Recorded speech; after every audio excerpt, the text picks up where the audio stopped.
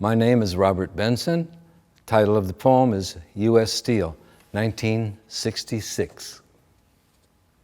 Pushed, white hot from the furnace mouth. 2 half-ton billets squeezed through rollers, bullet speed to the reeler, then coil and cool. At least they're supposed to. 3 shifts a day, 7 days a week, 52 weeks non-stop. This is wartime. But this one hit wrong, cobbled, looped, and slithered out on the walkway's cement. An hour lost, no limbs. But fix the roller, run a test sample, get back on the clock, and roll that steel.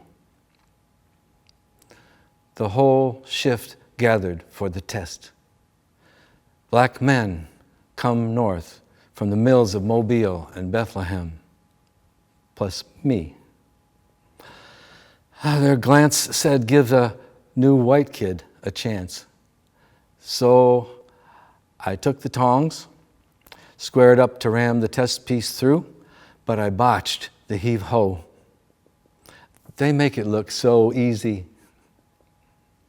I backed it off, gathered all my puny strength, and another scrape, and another dead stop in the channel.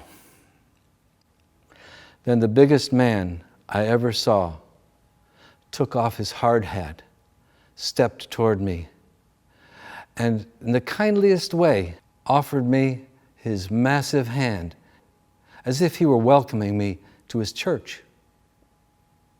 In a way, he was.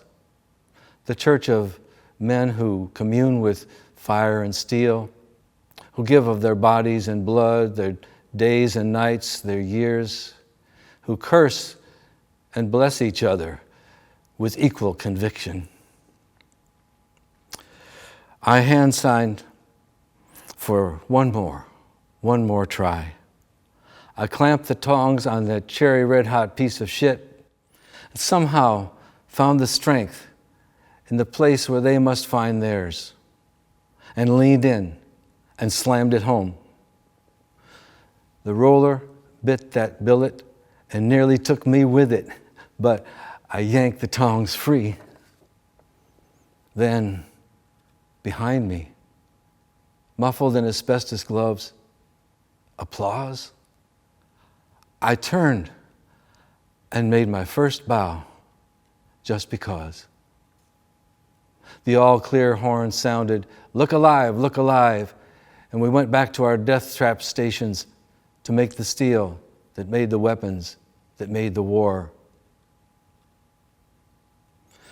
Sometimes when the mill breaks down, I step out in the steamy night, lay down on a rail between my shoulder blades, cross my ankles, my whole length stretched out on that polished, cold steel.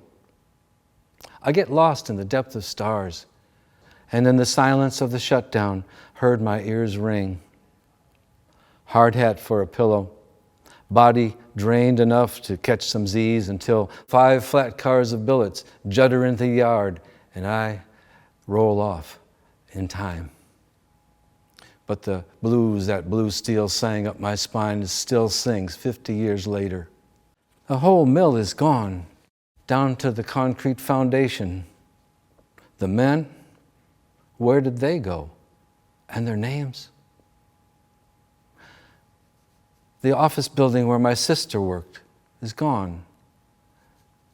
The machine shop where her husband worked is gone. Their 50 years of marriage is gone.